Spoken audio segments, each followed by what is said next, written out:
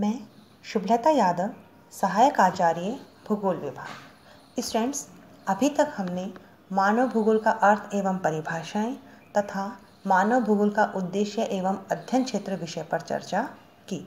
आज हम मानव भूगोल का अन्य समाज विज्ञानों से संबंध विषय पर चर्चा करेंगे। मानव भूगोल एक संयुक्त अर्थात अंतर अनुशासनात्मक विषय है। इससे तात्पर्य है कि मानव भूगोल में यथार्थ, व्यवस्थित और तार्किक अध्ययन के लिए अन्य विज्ञानों से सहयोग लेना अत्यंत आवश्यक है।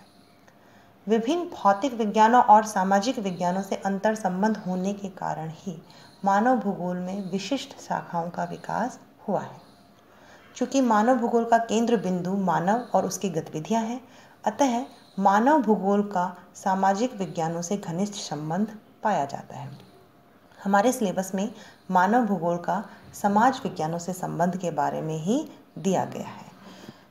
यदि हम देखें तो मानव भूगोल अर्थशास्त्र, समाजशास्त्र, इतिहास, राजनीतिक विज्ञान, सैन्य विज्ञान, मानव विज्ञान इन सभी से घनिष्ठ रूप से संबंधित है। अर्थात इनकी अध्ययन सामग्री कहीं न कहीं आपस में अंतर संबंधित है। एक विषय का अध्ययन दूसरे विषय के बिना अधूरा है। अतः ये सभी समाज विज्ञान आपस में एक दूसरे के पूरक हैं। सबसे पहले हम देखेंगे मानव भूगोल का अर्थशास्त्र से क्या संबंध है। अर्थशास्त्र के अंतर्गत हम मानव से जुड़ी विभिन्न आर्थिक गतिविधियों, उसके व्यवसायों का अध्ययन करते हैं। उत्पादन, वितरण और विनिमय से संबंधित विषयों का अध्ययन करते हैं। मानव भूगोल में इन आर्थिक क्रियाओं का अध्ययन भौगोलिक परिवेश के संदर्भ में किया जाता है। जैसे उष्ण आर्द्र जलवायु प्रदेशों में आखेट, संग्रहण और अन्य वन आधारित गतिविधियों का विकास अधिक होता है। इसी प्रकार खनिज क्षेत्रों में औद्योगिक क्रियाओं का विकास अधिक होता है।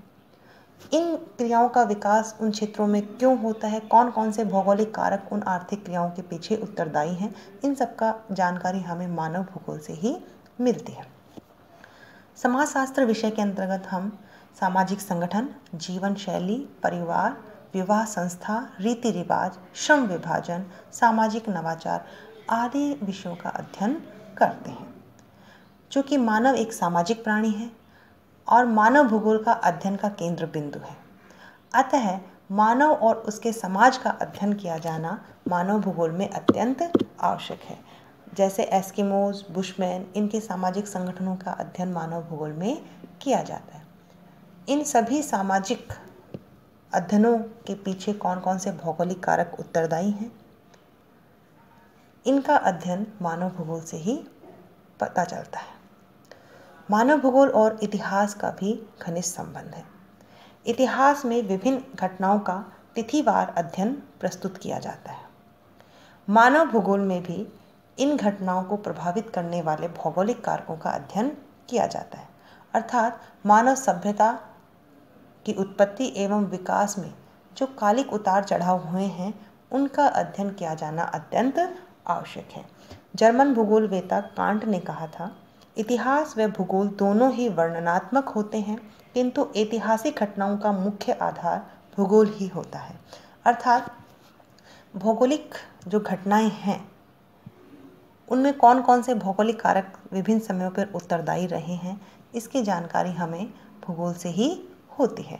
और चूँकि मानव सभ्यताओं का उत्पत्ति और विकास समय के साथ किस प्रकार से हुआ, इसका अध्ययन हम मानव भूगोल में करते हैं। अतः इतिहास को भूगोल से ये पता चलता है कि कौन कौन से भौगोलिक कारक विभिन्न ऐतिहासिक घटनाओं के पीछे उत्तरदायी रहे।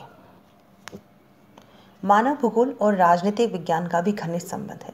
राजनीतिक विज्ञान में हम विभिन्न देशों की शासन प्रणालियों का, अंतर्राष्ट्रीय संबंधों का, भू राजनीति का अध्ययन करते हैं। वर्तमान राजनीति में जो विभिन्न हृदय स्थल हैं, उनका भी अध्ययन किया जाता है। मानव भूगोल में इन्हीं सभी तत्वों का भौगोलिक संदर्भ में अध्ययन किया जाता है। जैसे वर्तमान में हिंद महासागर की भू राजनीति के लिए कौन कौन से भौगोलिक कारक उत्तरदायी हैं, इसका जानकारी हमें मानव भूगोल से ही मिलती है। वर्तमान में आर्कटिक महासागर जो भू राजनीतिक दृष्टि से बहुत ही महत्वपूर्ण है, वहाँ कौन कौन से भौगोलिक कारक जो हैं उत्तरदायी हैं, इसकी जानकारी भी हमें मानव भूगोल से ही मिलती है। इसी प्रकार सैन्य विज्ञान और मानव भूगोल का भी घनिष्ठ संबंध है। सैन्य विज्ञान के अंतर्गत किसी भी प्रदेश के विस्तार, उसकी आकृति, सीमाओं का, जनसंख्या वितरण और अन्य भौगोलिक संसाधनों का अध्ययन किया जाता है। सैन्य क्रियाओं का सफल संचालन हेतु जरूरी है कि उस प्रदेश की भौगोलिक जानकारी हमारे पास हो, और भौगोलिक जानकारी हमें मानव भूगोल से मिलती है। मानव भूगोल और मानव विज्ञान का भी घनिष्ठ संबंध है।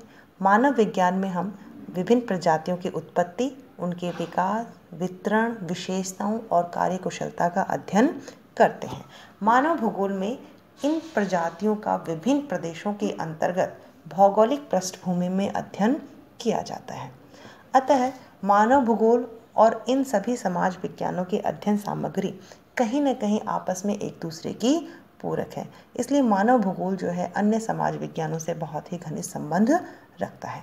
स्टूडेंट्स, यह टॉपिक आपके ऐसे टाइप आता है कि मानव भूगोल का अन्य समाज विज्ञानों से संबंध स्पष्ट कीजिए।